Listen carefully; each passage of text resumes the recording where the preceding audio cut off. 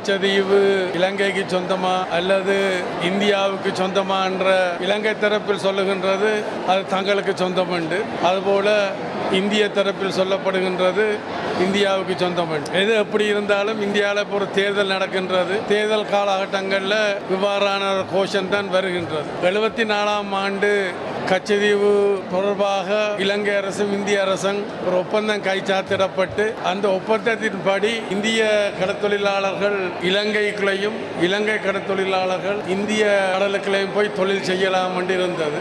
அப்புறம் 76ஆம் ஆண்டு அது மாற்றப்பட்டு அது தடுக்கப்பட்டது. அப்போ இதில் கச்சதீவை திருப்பி கொடுப்பதுன்றதுக்கு எந்த முகாந்திரமும் இல்லை.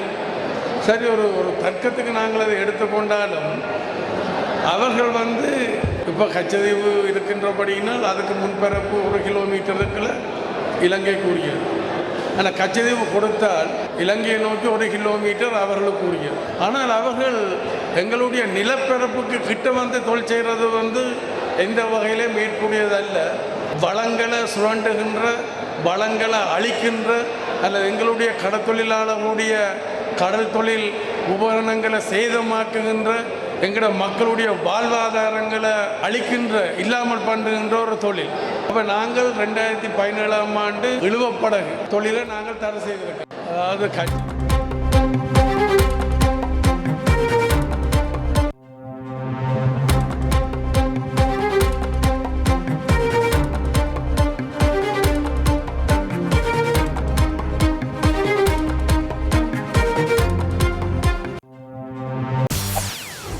செய்திகளை உடனுக்குடன் தெரிந்து கொள்ள உடனே சப்ஸ்கிரைப் பண்ணுங்க.